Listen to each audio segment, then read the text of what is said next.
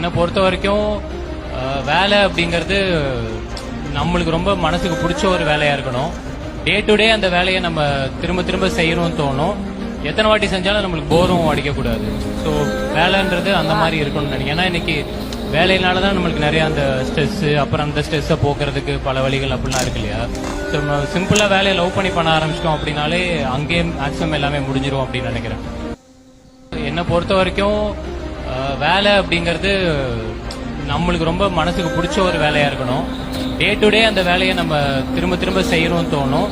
எத்தனை வாட்டி செஞ்சாலும் நம்மளுக்கு போரும் அடிக்கக்கூடாது. ஸோ வேலைன்றது அந்த மாதிரி இருக்கணும்னு நினைக்கிறேன். ஏன்னா இன்னைக்கு வேலையினால தான் நம்மளுக்கு நிறைய அந்த ஸ்ட்ரெஸ், அப்புறம் அந்த ஸ்ட்ரெஸ்ஸை போக்குறதுக்கு பல வழிகள் அப்படிலாம் இருக்கு இல்லையா.